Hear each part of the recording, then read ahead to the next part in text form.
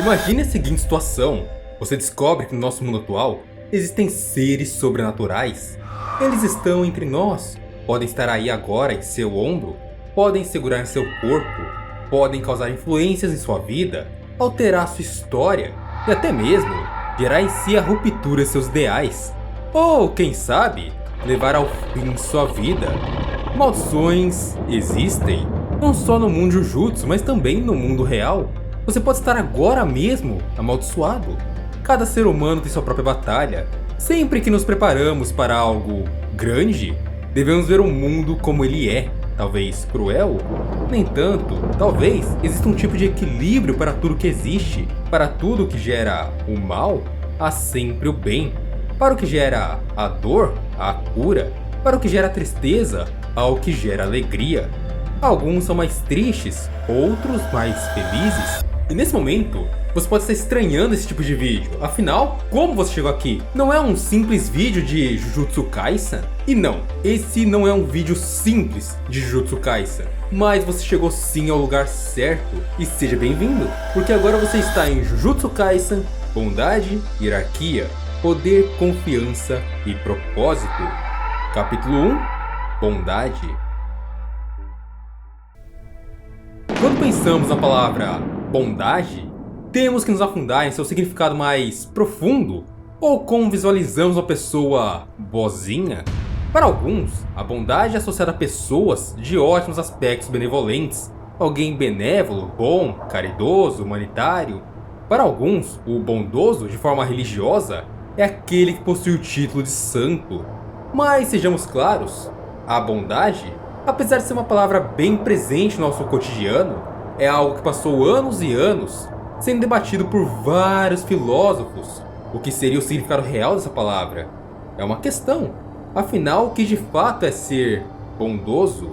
Quando vamos para Jujutsu Kaisen, o personagem que talvez mais se encaixe nesse rótulo de alguém bonzinho, alguém benevolente, bondoso, cuidadoso, seja Yuta Okkotsu. Ele é a imagem por trás desse sentimento que temos em relação ao personagem. Alguém bonzinho? Quando falamos bonzinho, ligamos a Yuta. Yuta é um garoto que no auge de sua adolescência se via amaldiçoado por um grande espírito de grau especial, que ele próprio havia criado sem qualquer intenção.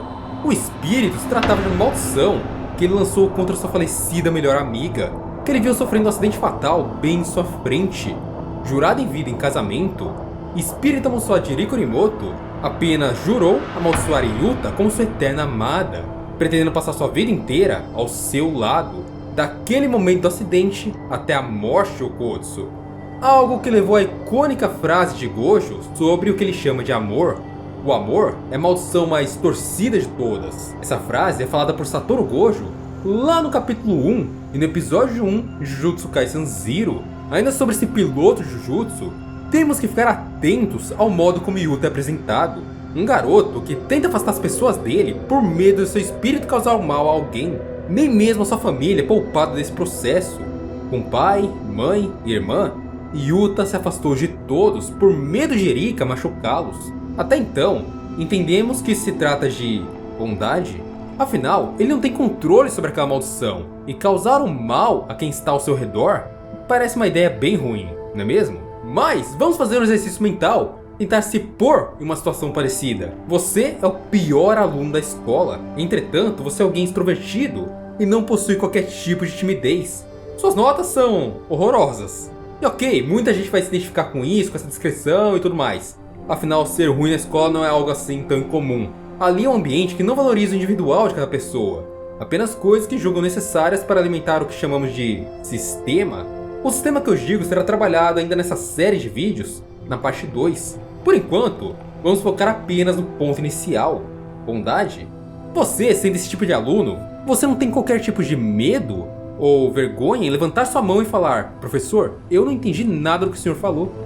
Óbvio, outros alunos também não entenderam nada, e talvez se sintam até gratos de alguém como você estar levantando a mão. E assim o professor explica, e você novamente não entende. Então você faz de novo o mesmo processo. Pergunta: professor, eu não entendi nada. Explique de outra forma. Eu não consigo entender. Eu não compreendo o que você está explicando. Talvez na terceira tentativa, alguém acabe reclamando, mas na quinta, você vai ouvir os piores comentários que alguém pode ouvir ali na sala. E até mesmo aqueles que não entenderam nada na primeira e nem na quinta explicação, vão te chamar de coisas lamentáveis, principalmente subestimando a sua inteligência. Então, o que você faz? É natural do ser humano tentar se blindar de críticas, tentar ser aceito no grupo, no caso da sala de aula, e por isso, você acaba se defendendo, e é natural fazer isso. Você deixa de perguntar, você deixa de se impor em sala de aula, você perde ali a sua presença, já que a sua presença de algum modo, na sua mente pelo menos, está atrapalhando o andamento da aula, está atrapalhando o aprendizado dos outros, e isso gera críticas e você pode ser tratado como alguém burro, mesmo não sendo. Muitos definiriam você como alguém bonzinho por fazer isso. Afinal, você está ajudando a afastar os problemas da sala, ajudando a aula a prosseguir. Assim como Yuta faz em Jujutsu Kaisen. Ele é bonzinho por querer proteger os outros, e você é bonzinho por não atrapalhar o andamento da aula, e também o aprendizado daqueles que são talentosos. Porém, nem você nem Yuta são de fato bonzinhos. A bondade nesse caso é uma desculpa para o conflito, e o Tokotsu só não gostaria de procurar uma solução para lidar com a maldição de Erika. Em nenhum momento ele procurou entender mais sobre isso. No fundo, ele foi egoísta. Privou quem ama ele de vê-lo, privou as pessoas de se aproximar, privou todos de sua presença, até mesmo si mesmo ele privou da vida. A primeira pergunta de Maki a Yuta foi: você sofria bullying, não é mesmo? Maki se identifica com esse sentimento de bullying, já que ela própria foi criticada, subestimada e extremamente maltratada por simplesmente nascer como nasceu. Yuta responde Maki: na mosca, hein? Ele confirma que realmente sofria bullying. Entretanto, é uma mentira. É impossível Yuta sofrer bullying. Afinal, ele é um grau especial. Ele é definitivamente o mais forte em 99% das situações. Talvez só contra Gojo ele esteja dominado no local. Lembrando que o próprio Satoru Gojo diz que nem ele é maluco de fazer brincadeirinhas com quem é mais forte. Faz sentido, não faz? O interessante nesse capítulo é o diálogo de Maki Sennin com o Tokotsu já dentro da missão, onde ambos participavam em dupla. Ambos foram engolidos por uma maldição, e ferida, Maki passou a criticar seu parceiro sobre seus propósitos. Nessa altura, ela já sabia que se tratava de um grau especial. O bullying que ela cita antes que Yuta tenha sofrido é mudado por ela para uma outra visão. Se ele não sofria bullying por ser forte, mas passou por uma situação, logo ele deveria ser o agressor. Por isso ela pergunta se a maldição não deveria estar protegendo ele. E talvez Maki tenha criado o ódio da visão que ela tinha de ser uma real vítima de bullying. E Yuta uma pseudo-vítima. Ela questiona sobre o que ele quer fazer e qual era seu objetivo. E assim, nesse momento, temos aqui um dos ápices da obra. Ou melhor, um dos ápices de Jujutsu Kaisen Zero, onde Yuta faz um pequeno discurso que definiria mais ou menos como ele agiria daqui em diante. Vamos lá. Não quero ferir mais ninguém. Eu tentei me isolar e dar um fim nisso. Mas quando disseram que seria solitário estar sozinho, eu não consegui chegar a uma resposta. Eu quero ter uma conexão com alguém. Eu quero ser necessário para alguém. Eu quero confiança para sentir que estar vivo é certo. De volta na situação hipotética de você como aluno, digamos que com o passar do tempo, você começa a diminuir ainda mais as suas notas, e parece que cada vez mais vai ficando pior. E um de seus amigos percebe essa estranheza em seu desempenho. Então ele questiona você sobre o que está acontecendo. E ao invés de você se explicar que não quer ser julgado, você diz que as pessoas da sala são um lixo e atrapalham seus estudos. Você critica o ambiente, você implica que o Jorginho da sala do fundo é chato e grita a aula inteira, te atrapalha. Você põe desculpas. Eu acho que é muito claro o que está acontecendo nessa situação. Você criou uma lógica que funciona só na sua cabeça. É uma desculpa. Você criou a lógica de que a sala te atrapalha, de que as pessoas estão contra seu desempenho. Você culpa os outros e não a si mesmo. Quando a decisão de parar de perguntar, de parar de tentar aprender, foi completamente sua. Mas o que houve aqui na situação de Yuta? Assim como Yuta, você não foi bondoso. Nem mesmo por um segundo. Você foi egoísta e extremamente contraditório consigo mesmo, sem fazer questão alguma de cumprir seus deveres e sentimentos. Você foge das suas responsabilidades. Você terceiriza a culpa e dá a desculpinha de: ah não, eu sou o bonzinho. Aqui entendemos duas coisas. A bondade que você conhece nem sempre é bondade. É um jogo de interesses que pode envolver principalmente o egoísmo ou a autossabotagem. 2. O personagem Otokotsu nunca foi bonzinho, nem mesmo consigo próprio.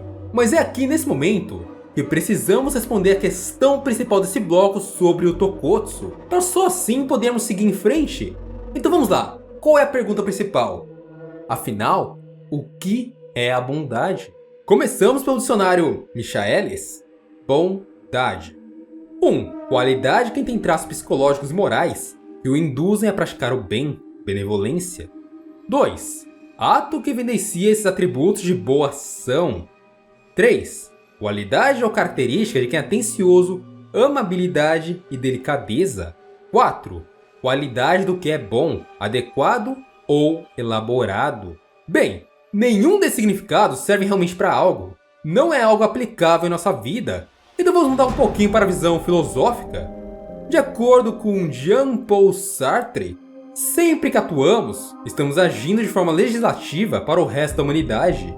Isso ocorre porque nossas ações são escolhidas livremente, e cada vez que escolhemos agir de uma maneira ou outra, somos acompanhados pela pesada responsabilidade de formar nosso próprio caráter moral e o caráter moral da humanidade como um todo. Ou seja, todas as ações que são tomadas em conjunto, com o modo que a sociedade humana deve se mover, pequenas ações em longos períodos, podem mudar o modo como agimos ou como nos entendemos como pessoas. E pensando dessa forma, ao invés de nos perguntarmos se somos pessoas boas, devíamos nos perguntar a seguinte questão: se todos atuassem como estamos atuando, a humanidade no futuro seria melhor ou pior? Olhar dessa maneira é ampliar os horizontes de modo que olhamos para a nossa espécie e natureza, escolhendo o que seria bom para o próprio ser humano. Ao longo dos milênios, nos tornamos cada vez mais fortes e menos mortais. Afinal, esse é o objetivo de qualquer espécie: dominar o mundo em que se vive. Para Immanuel Kant, um indivíduo é bom ou não, dependendo das intenções de suas ações em geral. A avaliação nunca está na ação em si, mas sim no racional por trás do que gera essa ação, a intenção. As únicas boas ações são as que são produzidas por boas intenções. Isso aqui que eu falei até agora é apenas uma das visões do que é bondade. Kant e Sartre deram as suas, então vamos agora para nosso queridíssimo Epicuro de Samos, um filósofo grego. A pessoa boa é aquela que encontra prazer nas pequenas coisas da vida. Essa já é uma visão menos ampla e mais fechada do indivíduo. Para Maquiavel, bom é aquele que faz uso de tudo o que pode para obter cada vez mais poder sobre os outros. Essa talvez seja a melhor definição de bondade que se encaixaria em alguém como Ryomen Sukuna, mas vamos falar disso só mais pra frente. Para Nietzsche, bom é aquele que, para se ressentir das injustiças do mundo, abraça seu destino e vive tudo que pode viver, sendo o melhor que pode ser. Seria uma visão de bondade consigo próprio, e o foco é alcançar o melhor de si próprio, ser bom com aquele que você deve se tornar. Então agora, vamos olhar Jujutsu pela visão de cada um dos filósofos citados. Começando com Kant, nessa visão, podemos entender que há o bom e há o mal. O bem são aqueles que defendem a existência dos humanos e sua evolução em geral, garantindo o futuro da sociedade como um bem maior. Quando olhamos assim, os bons são os feiticeiros Jujutsu, afinal, são eles que enfrentam as maldições e se colocam em perigo e risco de vida em troca de outros seres humanos poderem dormir bem. Já o mal é tudo aquilo que age pelo fim da espécie que faz parte. Aqueles que ameaçam o mundo humano são as maldições. Acredito que por todos os vídeos que fiz até aqui e todos os comentários que li, muitas pessoas compartilham dessa visão em geral sobre o que é bem e mal. Ninguém consegue ver Kenjaku, Sukuna ou mesmo Mahito como alguém bom ou cheios de bondades, já que de fato eles são uma ameaça à vida humana, são uma ameaça à nossa espécie, são uma ameaça a nós. Seres humanos, somos humanos assistindo, e por isso é natural odiarmos Kenjaku, odiarmos Sukuna ou odiarmos Mahito. E óbvio, gostarmos demais de pessoas como Satoru Gojo, Yuki Tsukumo, Yutokotsu, Yuji Itadori, talvez até o Megumi. A gente gosta dos heróis, aqueles que combatem as maldições. E isso também explica porque adoramos tanto o Shiguro Toji. Afinal, de todos na obra, tirando Maki, ele é de fato o super-humano. O cara que é o ápice do que um ser humano pode ser o ápice da espécie. Se todos fossem como ele, a espécie não acabava. Então gostar do Toji é quase uma obrigação para quem assiste Jujutsu, na visão de Kant, lembrando. Já quando vamos para a visão de Picoro de Samos, podemos citar aqui um personagem que simplesmente leva essa ideologia de bondade ao pé da letra. Sabe quem eu tô falando, não é? Nanami. A felicidade para Kento Nanami era bem simples e extremamente contraditória para as pessoas que realmente procuram o poder absoluto. Em sua caminhada para a morte, Nanami falava as seguintes palavras: Malásia? Malásia. Pantan, seria bem legal.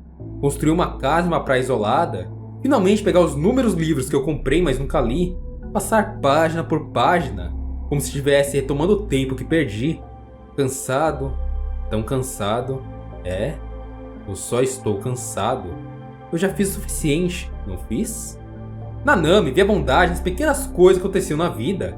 Valorizar o trabalho alheio, proteger os mais novos, fazer o trabalho bem feito, descansar, ler um bom livro, enfim, ter paz.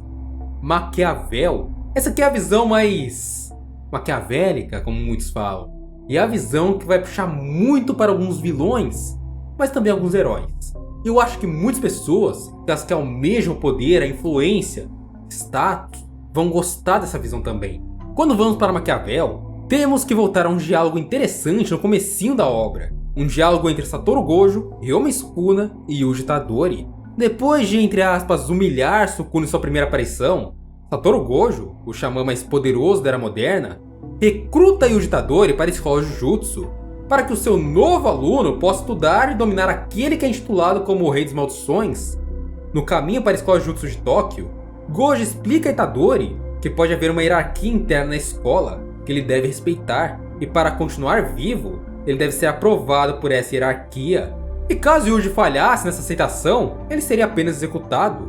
Nisso, Sukuna interfere e cria uma boca no rosto de Yuji, pronunciando as seguintes palavras: O quê?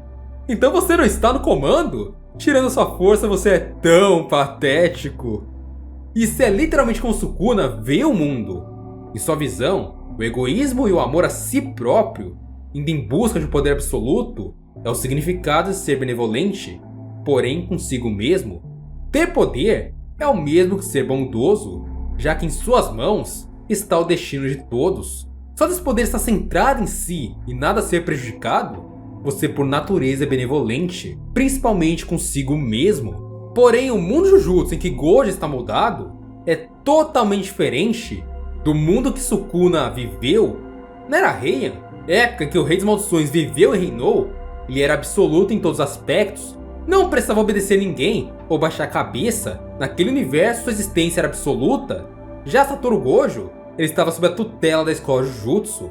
Em sua missão pessoal de ir contra o sistema, Gojo não seguiu os passos do Guru Geto, então sua busca pelo poder foi limitada a uma ideia que seria passada à frente, ou melhor, passada para terceiros. Pela perspectiva maquiavelista, Gojo de forma alguma estaria sendo bondoso, já que ele estaria passando seu fardo para as próximas gerações, já que somente assim ele acreditava que poderia mudar o mundo. Gojo até chega a explicar a relação de poder entre ele e o alto escalão. Ele simplesmente podia matar todos os velhos, podia tomar o poder e ser o novo ápice da escola, podia ser um rei dentro do mundo Jujutsu.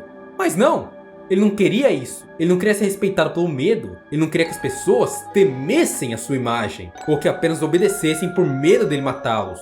E sim, que todos agissem conforme ele quer. E por isso, mudar violentamente usando as mãos, sujando-as de sangue, não seria o ideal. O ideal mesmo seria mudar a próxima geração, que um dia estaria no poder do mundo da magia. E esses poderiam mudar todos os próximos feiticeiros e proteger a vida dos mais novos, que era o que Gojo mais queria. Indo para Nietzsche, onde bom é aquele que para ressentir-se das injustiças do mundo abraça seu destino e vive tudo que pode viver, sendo o melhor que pode ser, temos uma leve ligação com Yuji Tadori, pelo menos no momento que ele escolhe virar uma engrenagem. Quando Yuji está em Shibuya, ele entende que existe um destino para ele dentro daquele universo. Ele aceita que existe algo que ele deve fazer a todo custo. Aceita que haverá mortes e também perdas no caminho. E por mais doloroso que tudo seja, ele irá dar o seu melhor. Não importa quantas vezes ele caia ou precise levantar, Yuji Itadori com certeza vai se abraçar ao destino que o leva a mover o mundo da magia, mesmo que apenas um pouco. E outro personagem que abraçou isso de todas as formas, pelo menos um pouquinho antes da tragédia e sua despedida, foi Riko Amanai. A garota não tinha paz e sempre vivia em constante risco por ser a receptáculo de plasma estelar, por não ter opções, saber que seu destino estava traçado para ser usada como moeda de assimilação pelo mestre Tengen. A Manai tentou de todas as formas ser bondosa e ser apegada a cada ponto de sua vida, dando o seu melhor e fazendo o seu máximo para conseguir ainda sorrir. Coisa que, óbvio, ela só escolheu essa opção por não se ver com escolhas possíveis. Ela não tinha que escolher, era apenas isso. Até que Suguru Geto e Satoru Gojo, lá no arco do passado, deram a ela a opção de escolha. Abriram ali um caminho que ela nunca tinha olhado, ou melhor, que nunca ninguém havia aberto para ela. E essa decisão que Riko nunca teve em sua vida, com seu fio de destino alterado em sua frente, ela escolheu rejeitar a bondade que ela havia traçado, a bondade com seu destino e também com seu nascimento. Escolheu o que a faria feliz. Ela abriu mão de sua bondade por seu egoísmo, talvez uma transição da bondade de Nietzsche para a bondade de Maquiavel. E agora, nesse momento, eu preciso te fazer uma pergunta muito importante. E se é uma série de 5 vídeos, eu preciso agora, nesse momento, que você defina qual ideologia você mais se identifica. Qual das que eu apresentei até agora você acha que é a sua? Maquiavel? Nietzsche? Kant? E eu vou facilitar para você. Tá aqui na tela todas elas. Kant, Epicuro, Maquiavel ou Nietzsche. Leia todas e lembre-se de tudo que eu falei até aqui. Deixe aqui sua opinião aqui nos comentários também, para marcar o que você aceitou até aqui. Vamos lá, 15 segundos.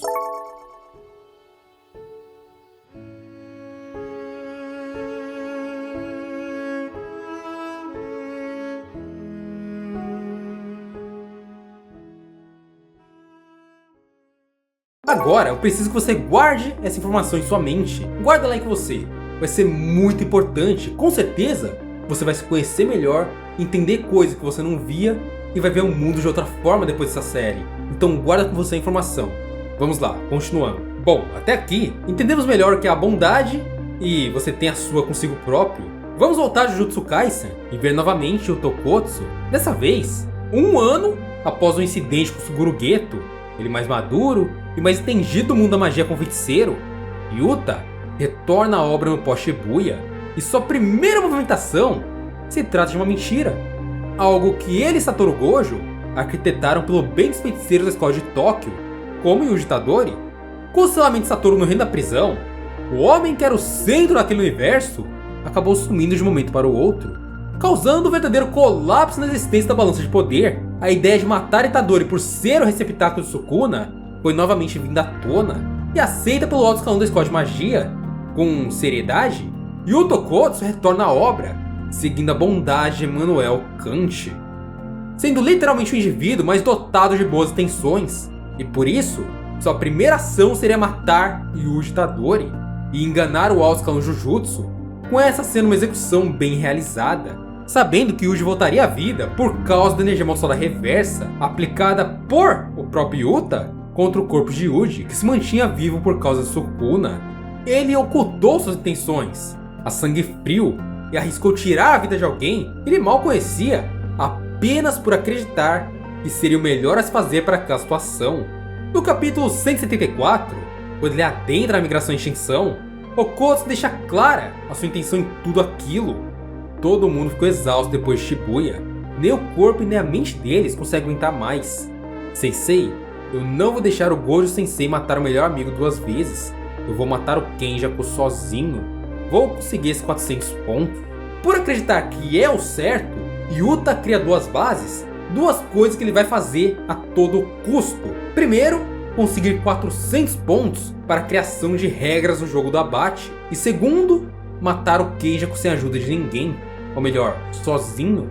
Para isso, Yuta lutou com 2 xamãs de grau especial e uma maldição barata completamente bizarra. E ele decidiu deliberadamente que, além da maldição que atacava as pessoas, ele não mataria mais ninguém, já que precisava dos pontos dos jogadores. E é isso que ele faz. Com a ajuda de suas técnicas e habilidades, ele não só dominou o campo de batalha inteiro, como garante a vitória esmagadora em cima de todos. decidindo quem vive e quem morre.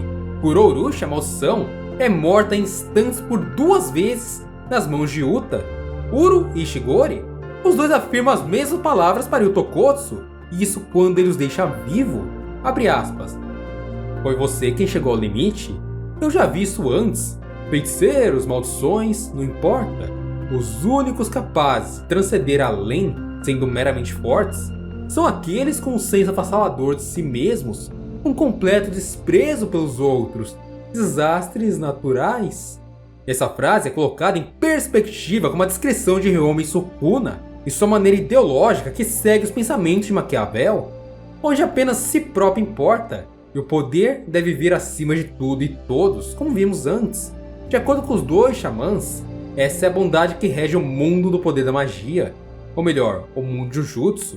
Aqueles que são doces, muito preocupados com outras perspectivas além de suas próprias, são fracos e vítimas fáceis para aqueles que são de fato fortes e buscam o poder de forma obsessiva. Mas tanto Uro como Ishigori estavam completamente errados em relação a Yuta. E você também. Eu tenho certeza que você acha que Yuta foi bondoso, que Yuta não matou eles por pura bondade, altruísmo. Ah, não era certo matar. Será? Será que Yuta realmente não queria manchar as mãos? Vamos lá. O xamã não é doce. Não é alguém bondoso. Não é alguém benevolente nem generoso. Ele poupou a vida deles em uma luta até a morte. Mas na realidade, o que Yuta esconde é muito mais sombrio e maquiavélico. Tudo isso por trás de uma pele de cordeiro que corresponde a alguém quase inofensivo.